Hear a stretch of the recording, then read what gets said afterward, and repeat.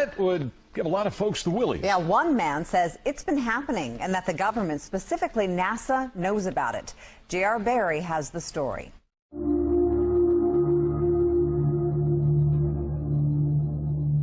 It's a question man has been asking for centuries. Are we alone? And could there really be life out there somewhere? For some, the answer is easy.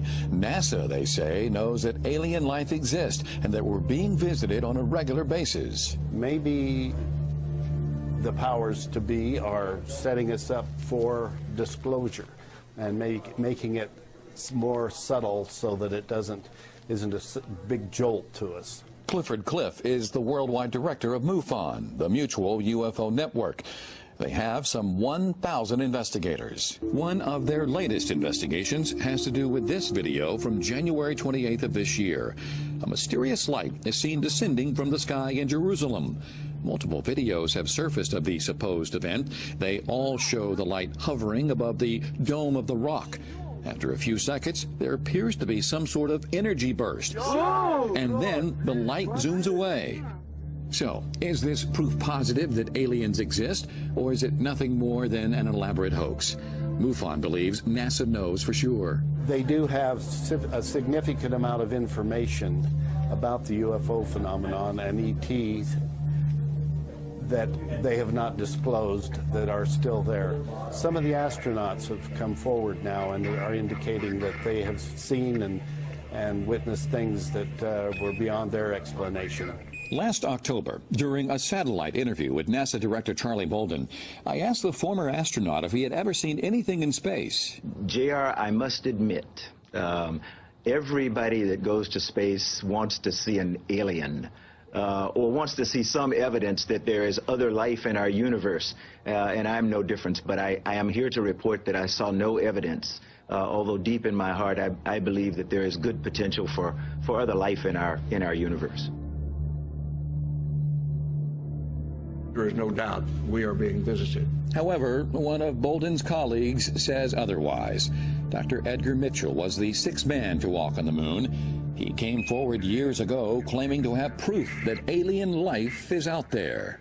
The universe that we live in is much more wondrous, exciting, complex, and far-reaching than we were ever able to know up to this point in time. And the fact we have wondered, were we alone in the universe forever? Only in our period do we really have evidence, no, we're not alone. So what's going on here? Why the different stories from two credible NASA sources? Last month, I had the chance to catch up with the NASA director again, this time in person, and I asked him about Ed Mitchell's stunning comments. Ed Mitchell is a big believer in extraterrestrials. And as you and I talked about before, I am one who, because of my faith, I believe that there is very likely other life somewhere else in the universe. I just don't have any evidence to back that up. But Edgar is one who, contrary to my observations, actually claims to have evidence that extraterrestrials exist. Well, even the Vatican is... When shall you been scav? None. Paul Chodas is a scientist at NASA's Jet Propulsion Laboratory in Pasadena, California. He and his boss, Don Yeomans, have been trying to track near-Earth objects for decades. We didn't see it coming.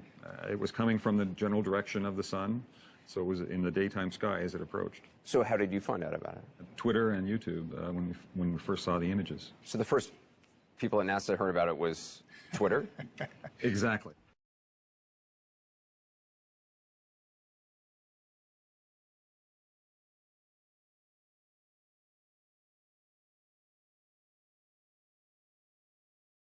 The meteor that rocketed into Russia really got our attention a few weeks back.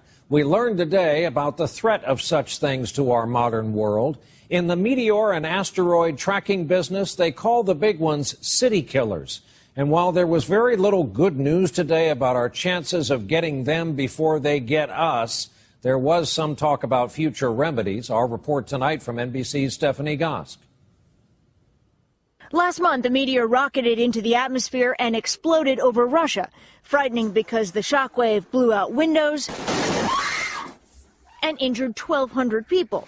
It came out of the sun. It came from a direction where our telescopes could not look. Today at a hearing on Capitol Hill, leading space scientists told lawmakers the U.S. is not prepared to defend itself against meteors of the same size. If you detected even a small one, like the one that detonated in Russia, headed for New York City in 3 weeks, what would we do? The answer to you is if it's coming in 3 weeks, pray. Scientists say they have identified all asteroids large enough to wipe out the planet, like the one suspected of killing off the dinosaurs, and there is no immediate risk. The concern is meteors that are smaller, but still big enough to take out a city. The number of undetected potential city killers is very large. It's in the range of 10,000 or more. The probability of impact is low, they say, but at present funding levels, NASA believes it will take almost 20 years to identify them all. What would help is an infrared telescope. The government won't pay for one, but a former astronaut is looking to build the first ever privately funded deep space telescope. NASA is collaborating on the project, but the space agency says it still needs more money to identify and develop ways to protect the planet. A good segment of the population thinks it's just a matter of call Bruce Willis in, and notwithstanding we don't have a shuttle anymore. Press it! Hollywood's version is definitely a bit dramatic, but scientists say there is reason to be concerned. The meteor in Russia was like a shot across the bow. Stephanie Gosk, NBC CBS News contributor Michio Kaku is a physics professor at City University of New York. Welcome. Glad to be on. What do we expect to come out of these hearings? Well, everything's on the table. Intercepting an asteroid, blowing it up, deflecting it. It's going to be like Buck Rogers meets the United States Congress. Now, it's a no-brainer that what they need first is an early warning system, a space telescope that can detect an asteroid from a distance, because it would only cost a few $100 million. That's chump change compared to like a stealth bomber. And realize the threat is real. You know, in Russia, if that asteroid had held intact for a few more seconds, it would have hit the ground with the force of 20 Hiroshima bombs.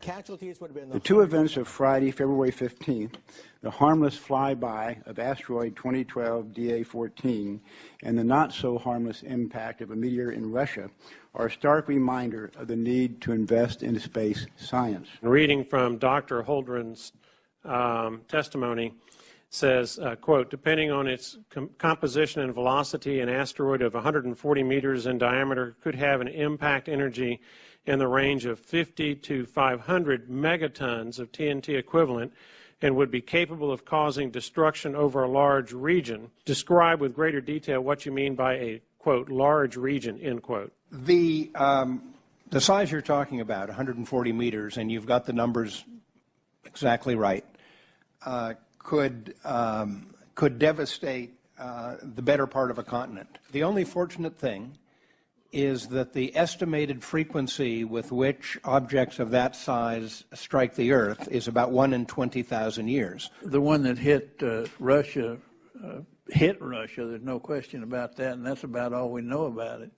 Why didn't we know that was coming? It was in the air or on its way. It came out of the sun, Congressman Hall. It came from a direction where our telescopes could not look. We cannot look into the sun. Well, we can't make that determination as to where it's going to come from. We ought to be able to do something no matter where it comes from if it's going to hit the Earth. The most important single thing we could do to improve our capacity to see any asteroid of potentially damaging size coming would be an orbiting infrared telescope of the sort that the B612 Foundation. No, thank you.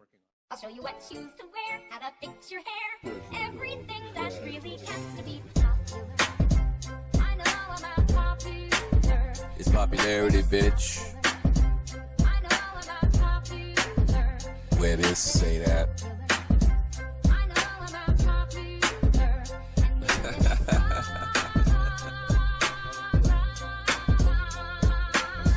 Let me tell you about the popular plan. Kicking rocks, shooting blocks, just to run from the man.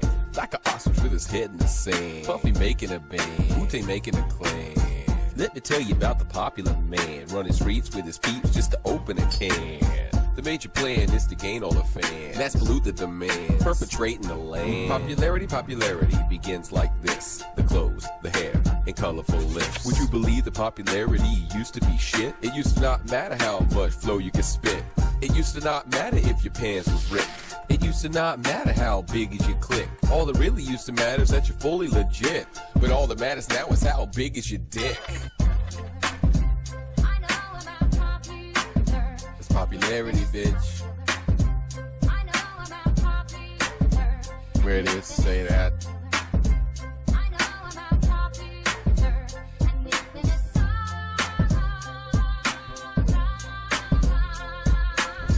Popularity. Does it even exist? Is life to end up on a list to get pissed? Decide not to take it no more and ball up your fist? I'd rather be kissed by osteoporosis than end up on a list of people permanently pissed. The train to all the riches I must have just missed. The paths I should have taken are gone with the mist. None of the shit matters. Popularity hits. They don't think about the mother in the ring with We kind of wanted to clean this image up a little bit and not have the comment look funny.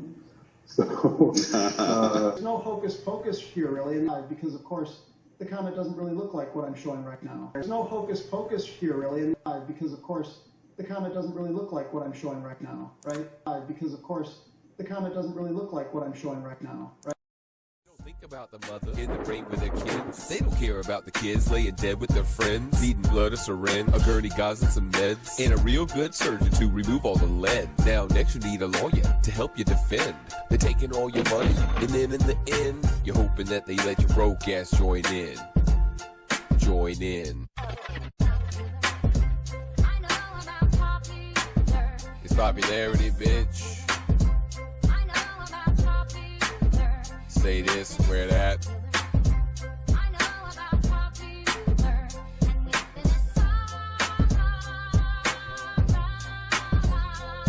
So to sum it all up, the popularity shit. They can all eat a dick, or pick up, swallow, and spit. So they know how to flash it to get under your skin. And I'ma show them how much I can do with a pen. I'ma show everyone just how they begin. I'ma keep pushing hits till they pulling me in, so I can roll in a Benz. Clown until I don't know which town that I'm in. Bitch, I can't wait for popularity's again. Live in the city of sin. Call me out, I'm game. Say what, where, and when. I put you under a spin. Like fish, we're missing a fin. A dog caged in a pen. 10 man's heart in a bin. So haters keep on hating, cause my girl is a 10. Standing on the walls of something ready to end. Like popularity was even real to begin. Who thought I'd have to sell my soul to get right in? It's popularity, bitch.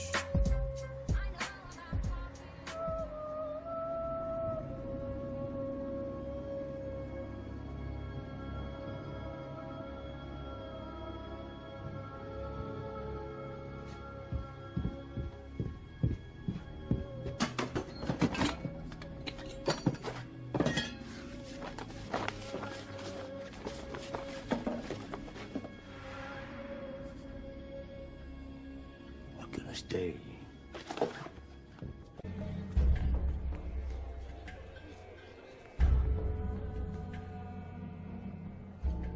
It is said, the comet always precedes them.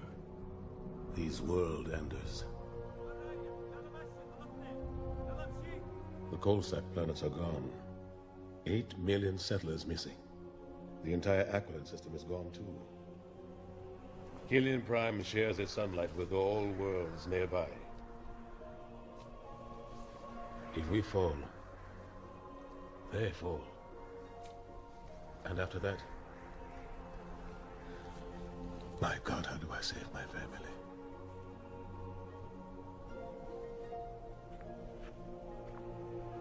Have you heard anything I've said? Said it's all circling the drain, the whole universe. Right? That's right.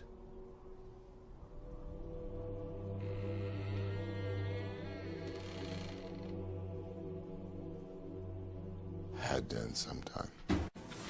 Sorry, this just doesn't make sense. The comet made a turn. Turn? Yeah. Look, it just completely shifted its orbit. Give me Rover 2 on Stream 1. Rotate all cameras 90 degrees positive.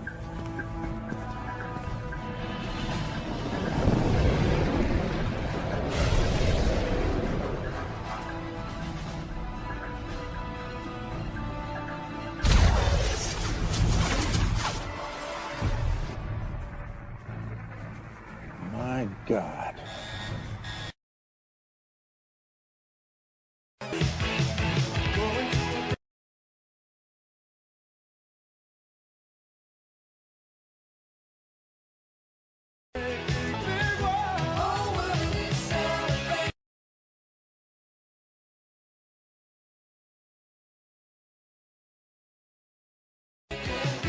The first Earthlings to see the effects will be in Newfoundland or Newfoundland.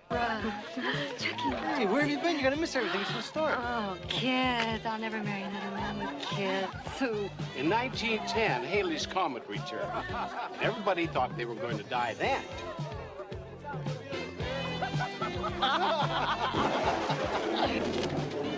What's that? Look!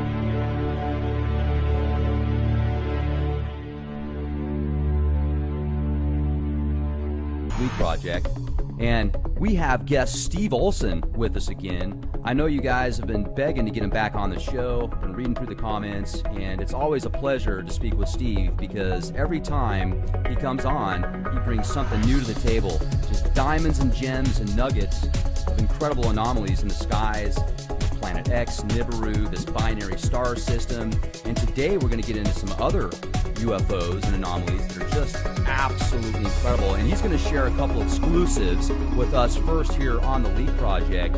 And Steve, how the heck are you? I'm doing great, Rex. How are you?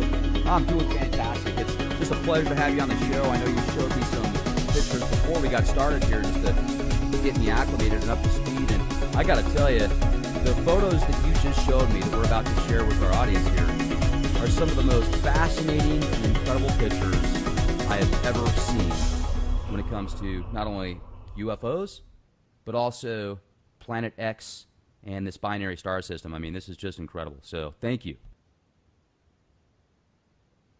Yeah, hey, no problem. And like I said, we'll get right to it. But I thought one of the things that talked about prior to this was, I had a subscriber that, kind of shook my tree yesterday, and he went through and he listed a list of facts for me that he thinks that we've successfully established. So this isn't my list. This is a subscriber list. Okay. But I thought it was pretty poignant, and I just wanted to share this because a lot of people are getting confused between what the facts of this situation are and what are conjecture. Let me give you an example. So I might say in a photograph that I know is UV and no way that there was a lens flare in it, and then point out an object, and then I'll get 4 shills that will come on and say, that's a lens flare, that's a lens flare, that's a lens flare, right? Yeah. So I know that they're trying to mislead my audience when they do that. So I'm going to spend some time talking about things that we've established as, I think, facts, okay? Great. So the first fact I think that we can all agree to, including the mainstream media, is that the Earth axis or poles are shifting. Right? Oh, yeah, absolutely. So that magnetic North Pole is moving towards England right now, right? Mm-hmm. And it moves faster every year. In fact, it doubles in speed every year. Okay. Okay? Fact. No disputing it. So what do we have? We have a bunch of articles last week from Washington Post, New York Times, and the PR that was going out last week was that, yes, indeed, the Earth is tilting, so we'll stop arguing about that. But what's causing it is global warming. Well, that's what they said. And you also brought something to my attention the other day when we spoke about how, yeah, there's definitely pockets on Earth that are getting a lot hotter and more extreme, but there's also other locations that more ice and colder and more snow and water than it's ever been as well, right? That's right. Go look at Ben over on Suspicious Observers. And guys, a lot of folks think that I'm at odds with Suspicious Observers because I take more of a, I don't know, spiritual approach to it, I guess. And I do try to stay on science, but Ben is a genius, right? And he tracks this stuff, and he spent a lot of time last year talking about, why aren't we talking about the record lows across the world? He said, because it's not that we have record high temperatures across the world, it's that we also have record lows. It's the extremes that he was trying to say is a more important conversation is the extremes than global warming. So if you think about that for a second, like we know that the Antarctic ice sheet increased in size over the last 3 years. Mm-hmm. Yet the North Pole melted. Both poles didn't melt. That's a lie. The southern ice sheet is increasing in size. Now, it might have stabilized this year and gone down a little bit, but for the last 3 years, it's been increasing. Okay. So you have to ask yourself, well, is the southern pole more tipped away from the sun now, and the northern pole more tipped towards the sun? That would be a plausible explanation, right? But nobody talks about the extreme lows. Nobody talks about the record ice, right? Right. New Zealand has experienced their all-time low temperatures, record temperatures this year. Okay. In the southern hemisphere. The other thing you'll notice is in the southern hemisphere, we have less population. So from an awareness standpoint, most of the people that are going to be focusing on the weather are the northern hemispheres. This, not saying that the people in the southern hemispheres don't count. There's just many more people in the northern hemispheres than there are in the southern hemispheres. Mm-hmm. So we wouldn't notice it as much. The second thing is that, yeah, everybody talks about amateur astronomers catching 7X. Why aren't the amateur astronomers screaming? I don't know. I got hundreds of them screaming at me. Yeah, me too. Absolutely. Every single day. I got a picture. These are amateurs, right? Amateur astronomers. Yeah, exactly. We know extreme weather is incurred. I don't want to spend all day on this, but just look at this list. NASA keeps turning off their satellites, and it's just random. It's not like they're losing a signal. It's anytime something comes up on that screen, they turn it off. And I'm looking through these, like multiple radiation lens flares are being taken with numerous different colors on one picture. Something's pointing at our solar system. Yep. You know, the different heads of state that have been to the South Pole and investigating some very strange anomalies. And how about the Pope and the Queen coming out this year saying, you know, cryptically speaking, enjoy this Christmas because it could be your last? Yeah. Yeah. So it's like you can't, this isn't something where you can take one picture and say, this is proof. This is one of those kinds of things that there's so much subterfuge around the subject and so much deception around the subject. It's almost like you have to find lots of evidence to hit critical mass, because otherwise you just never would get through it. So the next thing I wanted to drag you through is, okay, so I wanted to show this because this is kind of a vindication for me. So can I take some revenge on the shills for a minute? That'd be great. So I put up this tongue-in-cheek, on March 21st, I had a subscriber that sent me the H1 photo that you see down there. And at the end of the frame, at the end of this sequence, Jupiter exploded. This is Jupiter, and it just flashed like really big, like there was a sun flare or something. And so tongue-in-cheek, I said, did Jupiter just explode? And then I had a discussion. We looked at it, you know, like I do on my videos, right? I had no less than 500 shills come after me and tell me that I was an idiot, that I was a dumbass, that put away this stuff. They try to discourage lay people from looking at this stuff, right? By making you feel stupid, right? Exactly. That's what they do.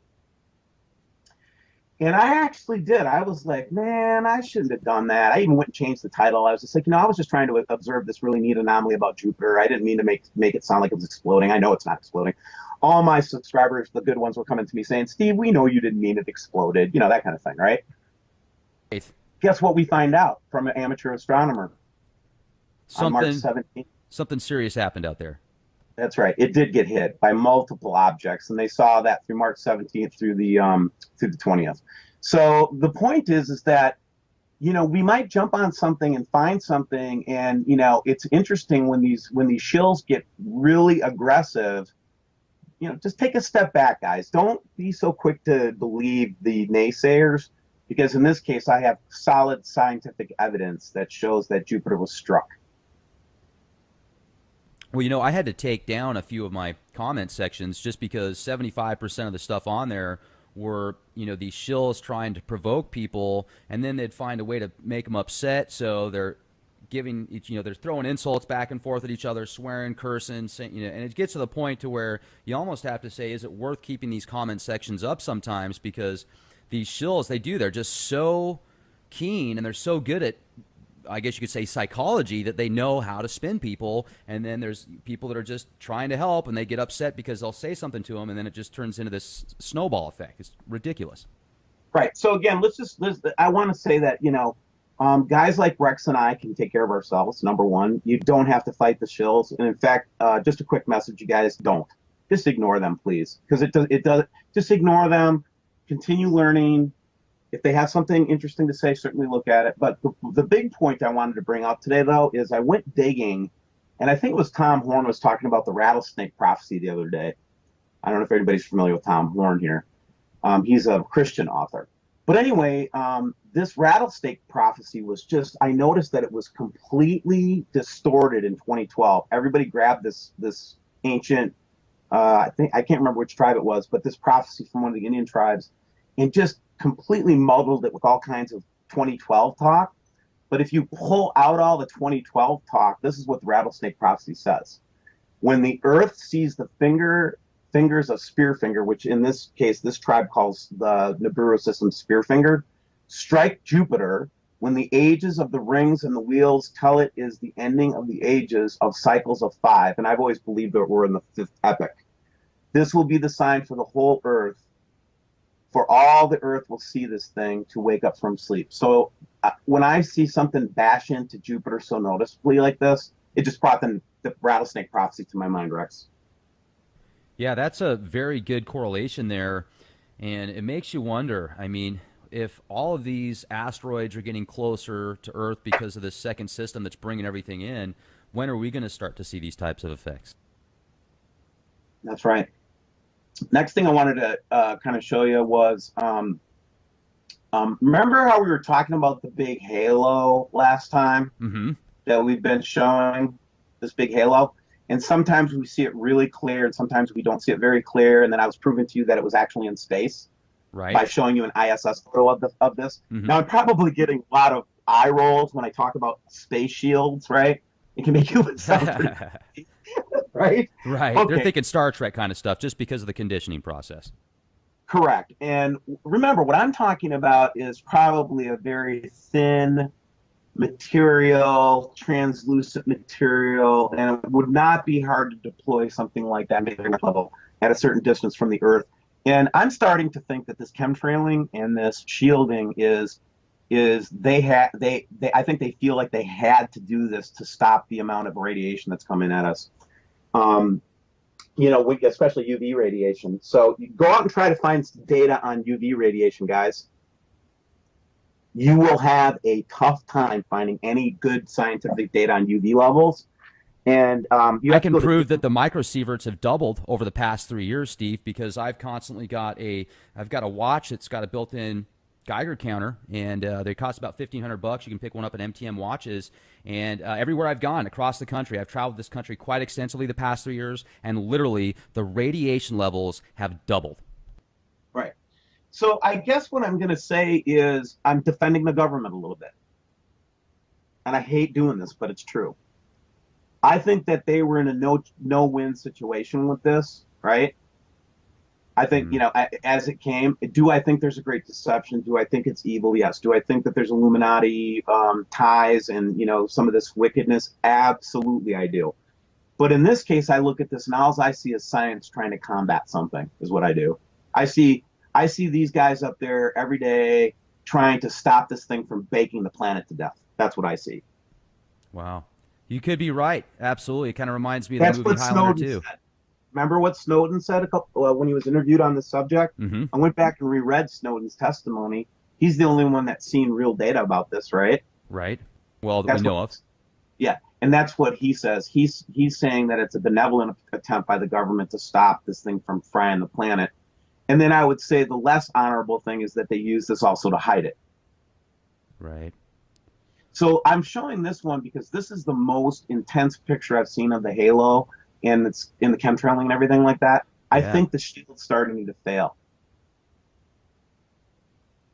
It's getting to the point where they can't hide it anymore. It's getting, and I think that the reason it's turning colors is because it's actually at the end of its life. I think it's getting burned. I think all the stuff's getting too close now. You think that the sun, our regular sun, is getting close to the end of its life as well? I wouldn't say that. I don't know enough of the science behind that. I think that the sun and this other dead star are in conflict with each other right now, though. Absolutely. Okay. So, for example, this dead star, who knows what kind of electrical reactions going on between the sun and this thing? I think a lot of what's going on behind the Earth-facing part of the disk, the stuff that they'll never show us right now, all the behind stereo satellites are down. I think what we would see is we'd see the black star behind the sun. Wow. And they're interacting with each other. And so, do you think it rotates to where sometimes you can actually take a picture and that's what people are seeing oftentimes when they have a secondary sun in that picture, that it could be the reflection of this nemesis? Yeah, and remember, we're rotating around the sun. We're always in motion around the sun, so I would not expect the object to be in the same place even 3 or 4 days later. Okay. Right? So everybody asks me, well, it moves all around. I said, well, guess what? We're moving all around. Right. Now, this picture was cool because this came from Central Texas yesterday, Rex. This is the last I'll say about the shield, okay? Because I know a lot of people think I'm nuts because I talk about the shield, but look at this. Doesn't this look like pieces of a shield or some type of material disintegrating and falling from the sky? Either that or tears in the time continuum, and the first one makes more sense. I'm open-minded to tears in the time continuum. Look, man, if you're not up as a layman should be up on physics, they are completely concurring now that time travel is possible. And if there's no physicist is going to argue with you on that. They're not. They know. So who knows, right? These are some mind-blowing pics. I have never seen one that intense, like you said, with those chemtrails. That's wild. This one. Yeah, this is the first time I've actually seen the sheets up in the sky falling down. I've seen the filaments, like in Texas, falling down. Okay. But this is the first time I've seen big sheets of it falling from the sky. Yeah. I remember back in 2013, Colorado Springs, I was walking with some friends, and they were spraying chemtrails so bad that day. I was wearing some polarized glasses. I said, hey, look, guys, you can see just billions of these tiny particles fall down from the skies. And one of them goes, let me see that. So she took my glasses, and she goes, oh, my God, you're right. I said, of course I'm right. Yeah, we're not lying. Think I'm making this up? Oh, yeah, look, there's Mickey Mouse. He's hanging out there with Papa Smurf, and, they're smoking a doobie. I mean, come on, guys.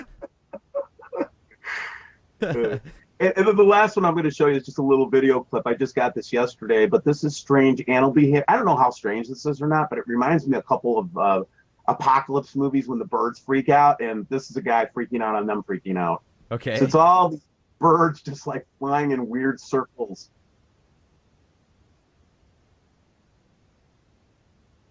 They're just flying in big circles.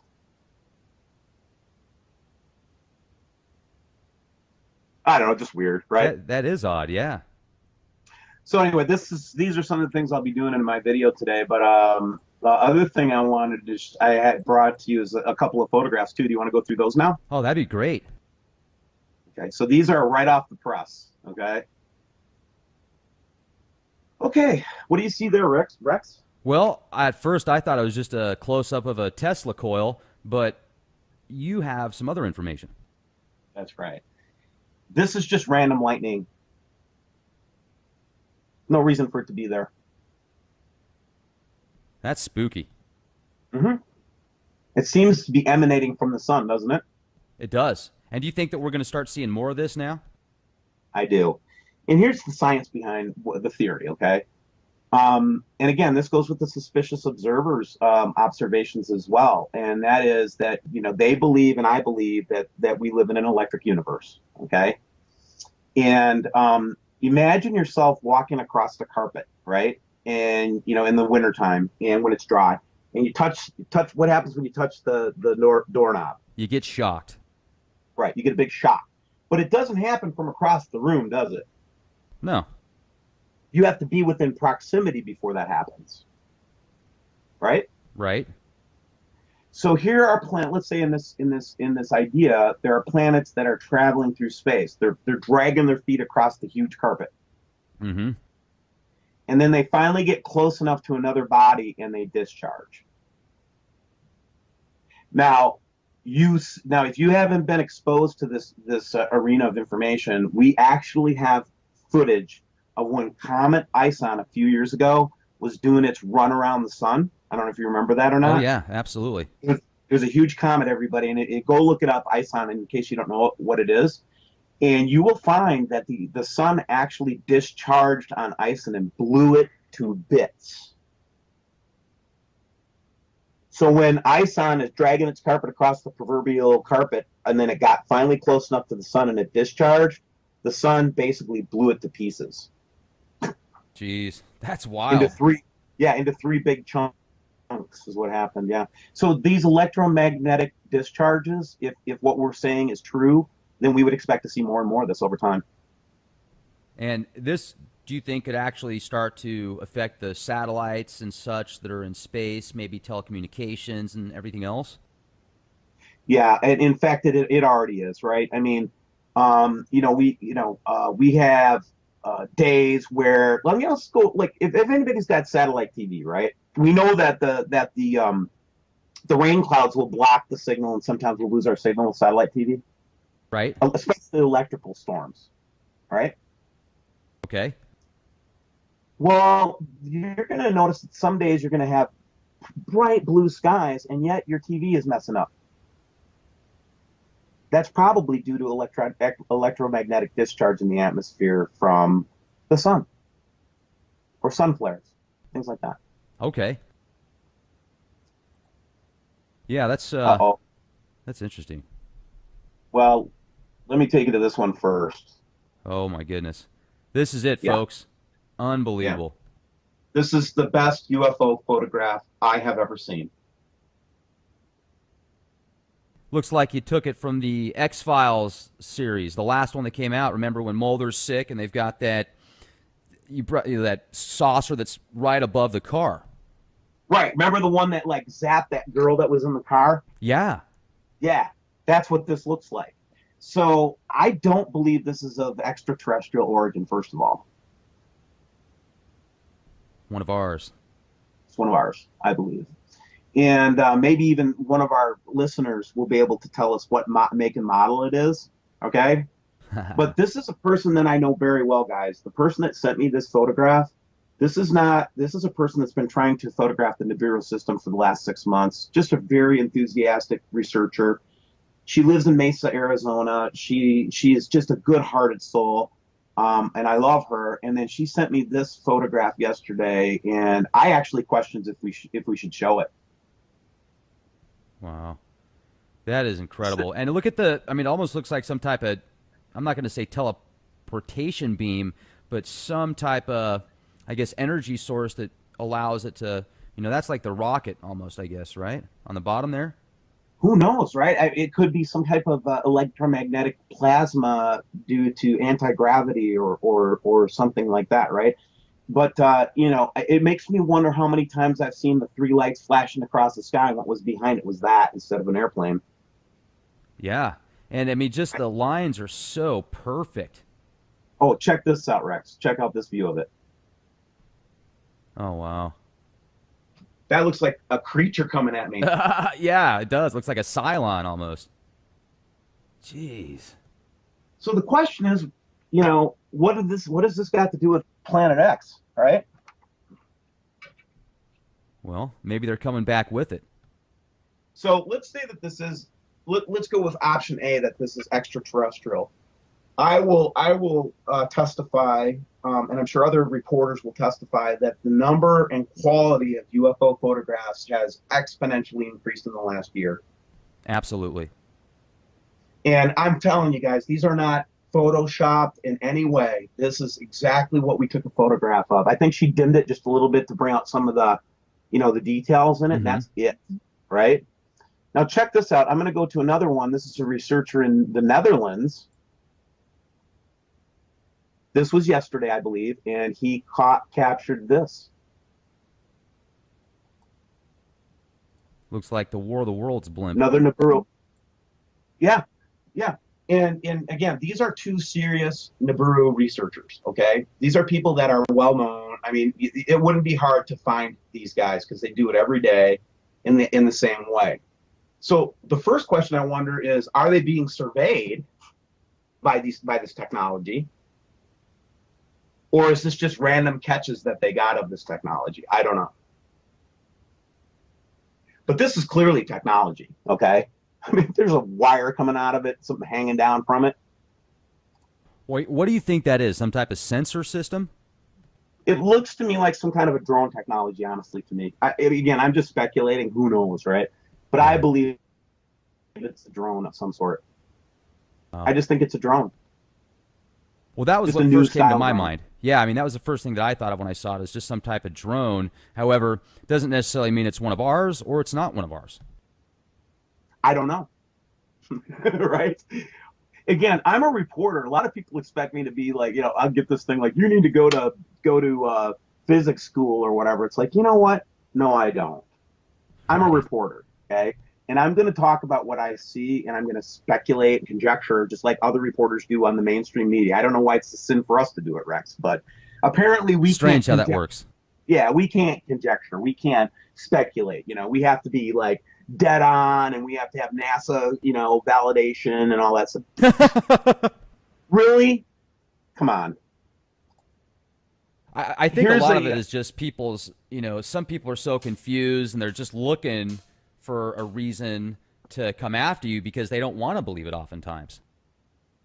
Yeah, and it's not like, and the thing I want to keep pointing out is that I am not taking these pictures, you guys.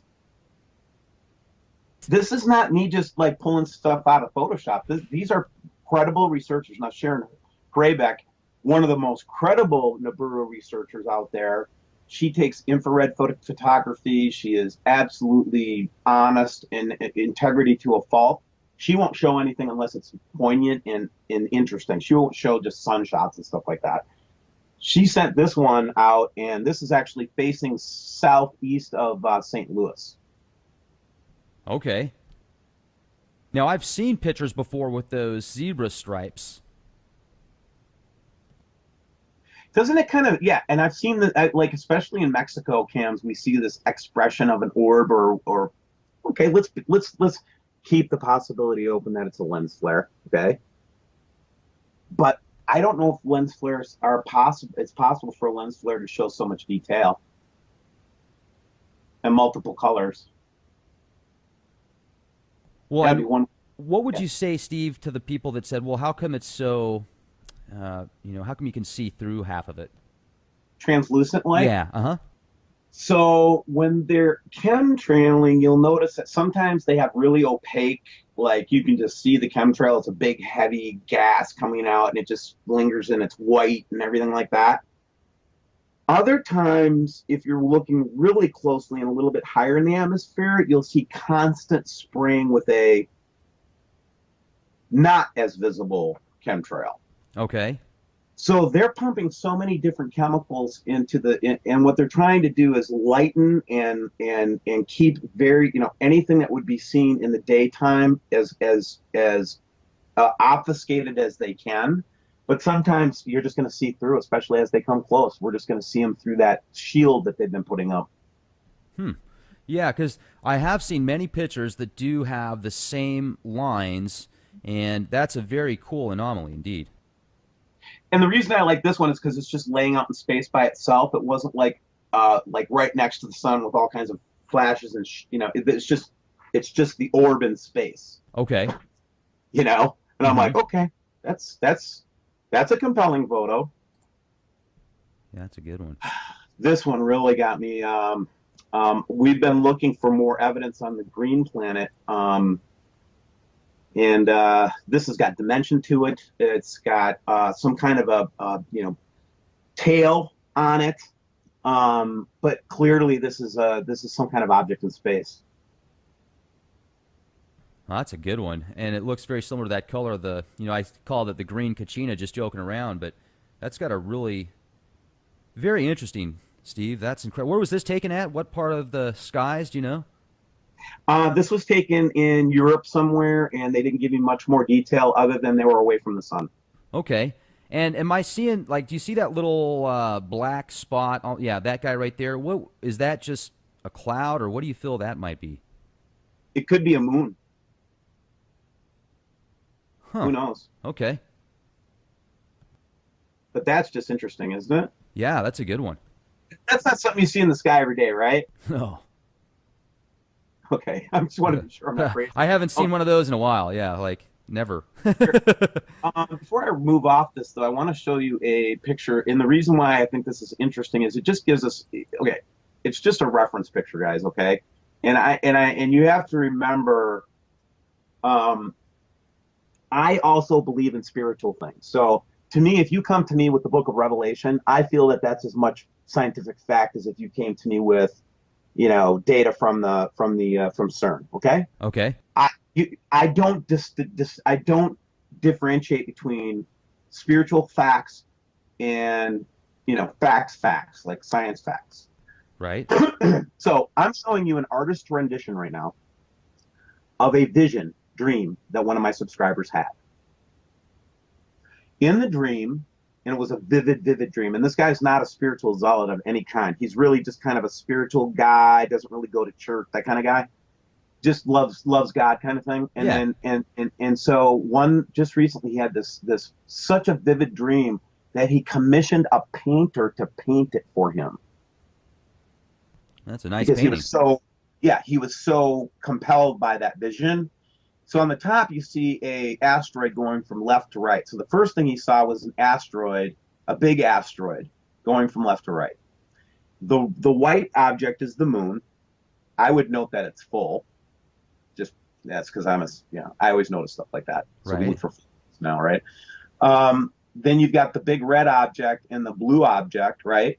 And then we've got the green object now that we're seeing. So it's not science, guys, in the way that you typically think of it. But when I have somebody, and I believe the human mind is way more perceptive than we give it credit for. When I have absolutely. a guy tuning into this kind of a picture that corroborates so strongly with some other stuff that I've been seeing, I can't ignore it. I can't ignore that. Well, and it's got all the players there, the blue, the red, the green. Yeah. And even to kind of further underscore this, I want to show you one other image, if I can find it real quick, that I used. Let's see here. You'll have to just give me 1 second here, Rex, because I had it ready. Yeah, no problem. While you're pulling that up, I was just going to bring up there's so many images with skycams now. Like you said, you can go find a billion of them on Google. There are some that I've noticed from a specific Skycam where you can see like the red dot, a couple blue ones, a couple green ones, a couple purple ones, and they weren't there a year ago. So I'm wondering if that's what these planetary bodies are, if that's actually them or if it's just some amazing swamp gas. Well, and I'm going to take you to a slide I did the last show that I did, and I was basically showing that corroboration. There's your Skycam photo like you're talking about. Uh-huh. So I got this guy named Roy, who's my partner, and he comes in and so he is disproving, his whole goal is to disprove that any of this is lens flare in the Skycam. So he has done amazing work with the Skycam imagery and blowing them up and getting super high definition of these little dots that show up like they're red and blue and everything like that. Okay. Well, he took this off the Savannah Sky Skycam 3 days ago. And guys, this isn't a sun flare because when he blows it up, it's actually got dimensionality to it, and two separate colors. Yeah, the red purple. and blue. Or blue, okay. Yeah, red and blue. And what I thought was really weird was at the same time I got Roy's imagery, I got this. Same time. Wow, look at that. Synchronicities, huh? Yeah, so here's what we're hypothesizing is Nibiru, and here's the clouds around it, like the iron oxide dust, and then here's that orbiting blue moon or planet that it orbits with, and then here's the vision of the guy. So, I don't discount stuff that just because it comes from somebody's, spiritual side. You know what I'm saying, Rex? Oh, yeah. I mean, I think that to be in tune with your spirit is very key. Whether, everybody has a different opinion on what God is, and some people don't believe in God, and that's fine. But, I think that if you can be in tune with Source and have a good outlook on spirituality and try and just evolve yourself and help others, I feel that that's one of the best things you can do to really be in tune with Source. Yeah, and I love the word source, and a lot of my Christian fundamentals friends won't like that word, okay? The reason for that is once you become a fundamentalist Christian, you believe that everything has to be said a certain way, and you know what I mean? It's very dogmatic. Yeah, it really is. Yeah, it's very dogmatic. And in fact, I one of my titles was, I just saw the Earth till, holy crap. That was the title, right? Yeah, I remember that video. Yeah, holy crap. And I had a fundamentalist Christian come back and say, how dare you use the word holy with such an impure thing? And I wrote back and I said, listen, Jesus crap, so is his crap holy then? Oh my gosh, that same person wrote to me. And they said the same thing, because on occasion I will say holy crap. I won't, I'll not swear, so I even apologized. I said, look, I wasn't trying to offend you in any way. Here's another thing we talked about this also, Steve, is I've got an eye in my logo, so people think that, it's the Eye of Horus or something. It's not, folks. It's an eye that was designed as representation of being able to see through the veil of deceit. And all the hand means, folks, is it's a form of protection. That's it. They're just symbols. They're nothing evil. You have two eyeballs. It doesn't mean you have two devils in your head. I hope not, anyway. So, hopefully you don't have to pluck out your eyeballs to go to heaven, folks. I'm sorry. I just had to throw that out there. I know, but the reason I wanted to mention this a little bit too is there's a lot of folks that are going to get turned off because of the fundamentalist approach to information, right? Right. And the dogma and stuff like that. And I want to encourage people. A lot of Christians have been paying attention to this for a long time, just because it's in their scriptures, okay? Of course, it's in our prophecy. So whenever we see anything that could be a biblical prophecy, and I'm a big Paul Begley lover, and he's a great guy. Yeah, I love Paul. He's awesome, man. But I'm that kind of Christian. I'm definitely a Christian all the way. But one of the things that I've learned over the years is that you gotta let God do his work, man. You can't just expect somebody to walk into this stuff and, buy into your dogma. Number two, I don't want anybody to think that just because you're not a Christian or you're not spiritual that you can't talk to me or be with me, because I don't care where you come from, honestly. I really don't. And I wish that all Christians would take that point of view, man. Just get your arms open, man. How many people did you see Jesus rejecting, guys, in the Bible? And doesn't Jesus even say, if you were going to follow one commandment, the most important one is treat your neighbor as thyself? Right. It's love the Lord God with all your heart, mind, and soul, and love your neighbor as yourself. Those are the two greatest. And all the law, he said, is wrapped up in those two commandments. Yeah. Yeah, that's a good point. I didn't mean to get off on a Christian tangent. I'm kind of more berating my Christian fundamentalist friends who I love. I just want you guys to mellow the hell out. Well said, Steve. I'm glad you brought that up in this podcast. I think that was a good idea. Well, Marshall Masters is another great example, and I love Marshall Masters. And talk about a guy that's had to take a beating, for the last 20 years, right? Yeah, he's a great guy. He is really a great guy. And one of the things I've learned in talking to him is he's talking to the same God I'm talking to, guys. I'm here to tell you that Marshall is hearing love. That's what he hears. And when he talks about, I want to get closer to the source, he's talking about God, okay? He just doesn't want to come out and sound like a Christian because he doesn't want to be associated with us. I get it. Do you know what the real definition of God actually is? If you look up one of the oldest accounts of the definition of God is unknown. So when you say thank you, God, I mean, it's almost like saying thank you, unknown. So just to put a specific word, or, like saying source, or, sometimes I'll use the term divine providence, because I think that is, just as valuable as saying God or whatever else you do. I mean, everybody has their own opinion on things. So I'm also glad you brought that up as well, because some people they fall away from what's most important because they're trying to pinpoint these little dogmatic sayings. Yeah, and it's not helping anybody, guys. It doesn't help anybody, right? Now, we're going to come into, look, UFOs are real, guys. I'm not going to argue about it, and I'm not gonna back down from this, okay? Are they from an extraterrestrial origin? We can debate that. Are they benevolent or malevolent? We can debate that. But don't start bringing your dogma into this, because the Bible doesn't address UFOs, except for in the book of Ezekiel and a couple other places, okay? So what are these things? Why are we seeing more UFOs right now? Look, man, Rex, I've never seen a picture like this before. My mind is blown. That is incredible.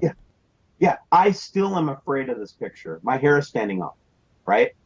And I'm saying is that, we're going to see more and more UFOs. And I believe that they're actually, honestly, I do believe that we are going to see inhabitants of this system soon. Do you think they're going to be giants, like talked about? Okay.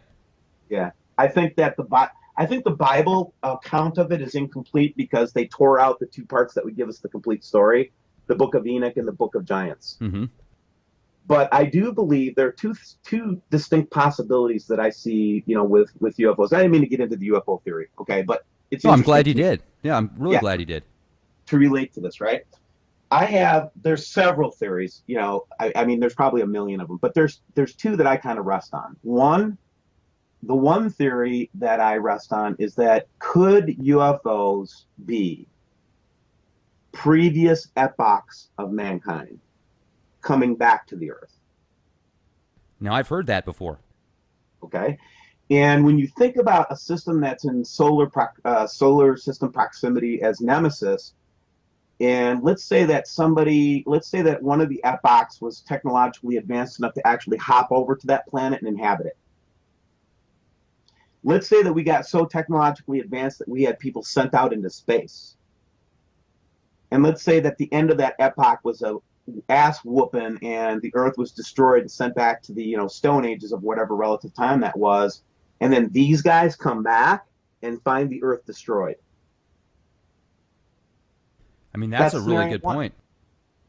Or like you look at the moon, for example, the secure team does a great job on this stuff, which is the structures on the moon. Oh yeah, crazy anomalies.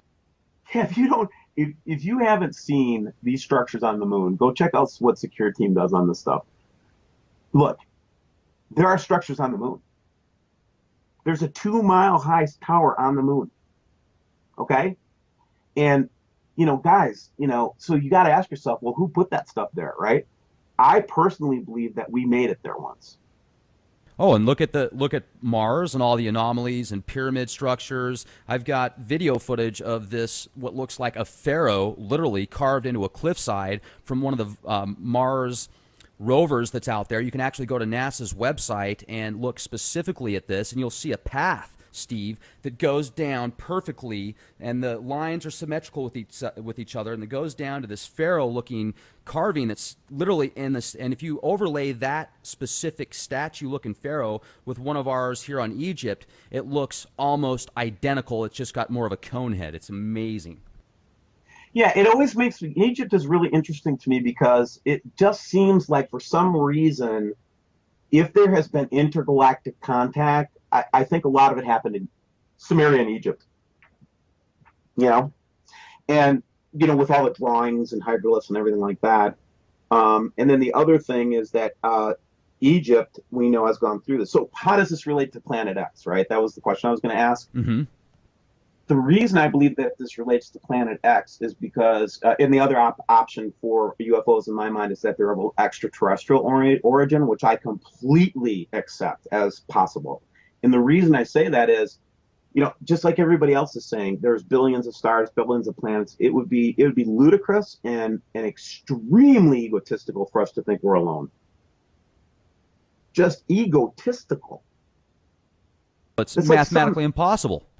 It is mathematically impossible. So do I allow for these to be visitors from other worlds? Yeah, I do. I do. But remember, these beings are talked about. We have beings talked about in the Bible. They're aliens. The 200 watchers that came down on Mount Hermon or whatever, and then made, you know, and basically picked wives and all that. Yeah. But I'm just saying, it's like, you know, just read your Bible, man. The Bible talks about Melchizedek. Where did he come from? Abraham had to give him a sacrifice. That dude seemed pretty high ranking, but he didn't have a father or mother, the Bible said. And it didn't talk about his origin. What about the 7 spirits in the book of Revelation? You guys talk about one Holy Spirit. The Bible talks about 7. Or how about we created man in our image? What's your take on that? Well, you'd have to go to Michael Heiser to get the good answer on that one. Okay. He was on the other day, and you know what? I'm sorry, I got to interrupt here real quick, Steve, because we had him on the other day, and he would just basically debunk everything. Yeah, and yeah, I know he's got a big thing for Sitchin, but what he's trying to show with Sitchin's work is that it's a distortion of his view of the Elohim, right? Okay. So Michael Heiser is one of those.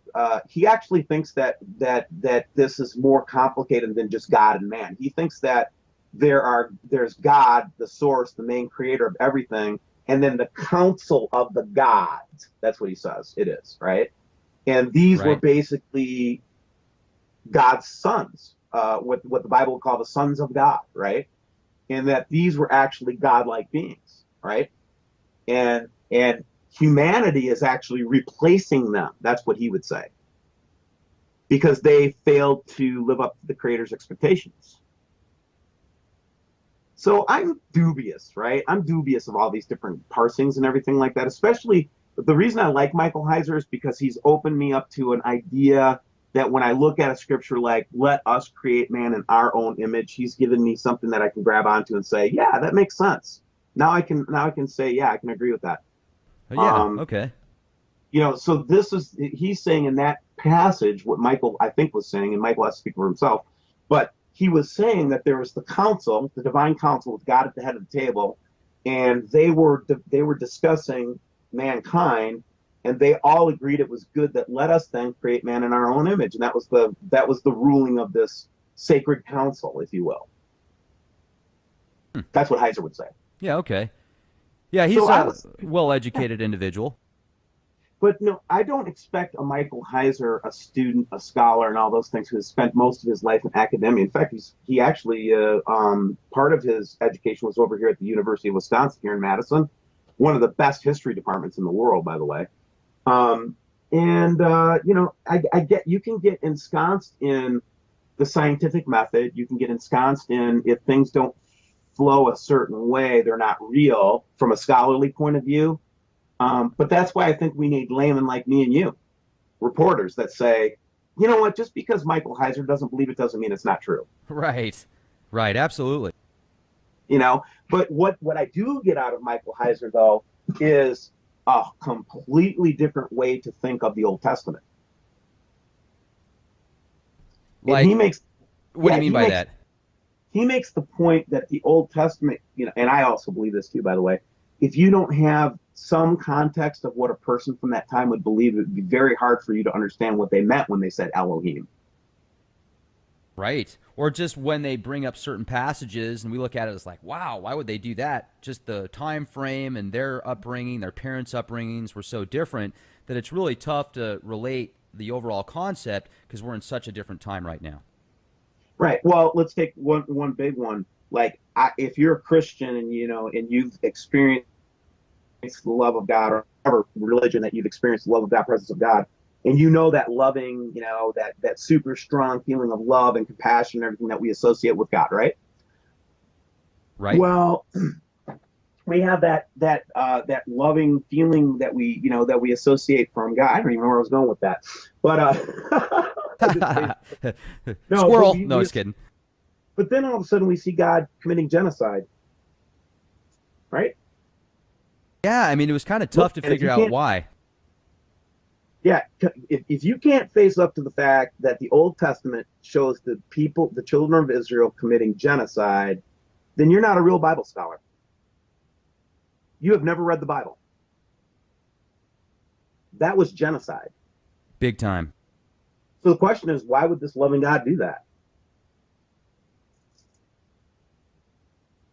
I can't come up with an answer for that.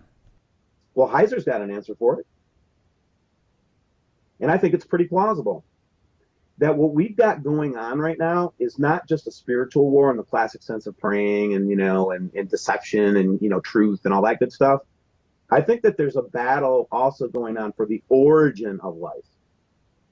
Who's going to take credit, or who's going to be the origin of life? So when God and Satan were arguing with each other in the Garden of Eden, or when they were discussing, Adam's and Eve's sin or whatever, it wasn't about, I'm going to take you down, mofo, or anything like that, right? It was, my seed is going to destroy your seed. Okay. And so it's kind of like this duality since the beginning of mankind. So the question is, so the origin, as I'll just jump fast forward ahead. So Heiser would say that the seed of the people in Israel at that time were the seed of the Nephilim. They still had Nephilim in the land. The evidence we have of that is Joshua and Caleb, before they went on their trip into the wilderness. They actually went and scouted out Canaan, and they actually said there are giants that were 5 times the height of a man, and we were like grasshoppers in their sight and all that. Uh-huh. Yeah. Canaan at that time was being inhabited by Nephilim. So if you track with me here, this is the Heiser theory, that the Nephilim and the illegal seed, if you will, that were brought to the earth from Lucifer and his fallen watchers, okay, when they came and took human wives. And then if you go to the Book of Giants, you can actually see that God gets pretty pissed off about that. Like, origin of life is my domain, not yours. Okay? And so when your seed came into play, then it's your seed versus my seed. And so what a Heiser would say about Israel and the genocide that occurred there was God was eliminating the seed of the Nephilim from the earth. A seed that did not come from him. It does not belong in the universe. That's what Heiser would say. With that kind of technology, you think just give them all a heart attack real quick, and then instead of having to slaughter every man, woman, and child with primitive weapons and such, I mean, just think how tough it would have been for the people that actually had to do that too. I mean, talk about PTSD. No, yeah, I know, right? And again, I'm not saying I understand all of it, and I'm just giving you guys a perspective on it. But again, there's more to this than just straight up, you got to look one layer deeper and say, was there a conflict? Because the only time you see God ever do anything like that is when it had to do with the Nephilim. That's it. He doesn't do it any other time. There's no genocides on other groups. It's just the Nephilim. Yeah, that's a good point. Yeah, it's interesting, isn't it? Like the flood, the Great Flood, they talked about every beast had been corrupted. Remember that? I sure do. Absolutely. So were they corrupted genetically? Is that what he was saying? I don't know. And I do know that he wiped out all the Nephilim in that flood. I do know that. You don't think that the Rh negative bloodline is more of the Nephilim genetics and such? There is a great discussion around that, right? So some believe that the Rh negative is signs of, and we would call that alien blood, right? So because remember, these were aliens that came down onto the mountain. They weren't supposed to touch down on Earth. They were supposed to watch the Earth. They weren't supposed to be part of the Earth, right? So here they come down. They think women are beautiful. They take wives to themselves, and they start having kids, right? Mm-hmm. This is all a big violation. They're not supposed to do that. Like, they violated the Prime Directive. Okay? They weren't supposed to do that. That would be seen as if we looked under a microscope of one of the children of one of these angels and a woman, right? We would only have, the only thing we could say is that's alien blood. Right? Right. Because it was from an alien, man. It was not a human. In the biblical view, that is, right? And I'm not. There's science that points to that being just, there's certain things. We had Brad Olson on the other day, and he talked about the Rh negative factor for a few minutes. And basically what he said was, if you have Rh negative blood, there's certain genes and DNA structures there that aren't in people that have, you know, B or B positive or O positive or something like that. And if you give somebody that type of blood, like Rh negative that's B positive, then it will kill them. So it literally attacks them. So very strange anomaly indeed. Oh, it is. And those are just scientific facts about, you know, what blood types that you can accept other blood types from. Yeah. Yeah, that's science. That's science. So Rh negative is very interesting. And I still haven't got my arms around it yet, my mind around it, if you will. I have at least 4 Rh negative people that are trying to tell me what's going on here, and I can't understand any of them. Really? What are they? Are they correlating it to the Anunnaki, like Enki and Enlil? Well, because this is what they're telling me. The Rh negative is everything with the abductions. It's with the Illuminati. Like, you couldn't be in the Illuminati unless you're Rh negative or something like that. Well, there are a lot of bloodlines that are Rh negative, and there are a lot of abduction cases also with people that have that blood. Right, and these are actual Rh negative people. One of them was supposedly on the run when she was sending me stuff. I haven't heard from her for 3 weeks. And she fires off this note to me saying, look, I'm targeted. They're coming after me. I got to tell you right now, I can't tell you much about what this is, but I'm Rh negative. Go look it up, kind of, right? I'm like, so I start looking it up. And then all of a sudden I get all these people talking to me about Rh negative blood. And then what was the most recent conversation I had with a guy? He was telling me that it had something to do with the lineage of Esau and Jacob, which to me still follows that line of thought, which is the seed of one race of people, like the let's call them the angelic class of people, the aliens that came down and made it with women. Those guys, right? And then there's the pure human, genetics. Mm-hmm. And Rh negative is just people that have that bloodline from the fallen angels. Yeah, that's kind of where I'm looking at it as well, as far as the connections and such. It's fascinating indeed. And you know, Steve, I really appreciate you coming on here with us. I know that you have very limited time because you've got your own program, folks. If you haven't heard of Steve before, I'm sure most of you have, but those that haven't, check out his website, his YouTube channel. It is Wormwood System Observer, WSO, Steve Olson. You are the man, Steve. It's always great to talk to you, my friend. I appreciate you coming out here and sharing so much knowledge and these pictures and photographs. I mean, this stuff is absolutely cutting edge. It really is, man. I appreciate you too, Rex, and keep up doing the good job that you're doing, brother. Will do. And if there's anything we can ever do to help, please let us know. We'll keep in touch and stay safe, Steve. I appreciate it. Bye-bye, everybody.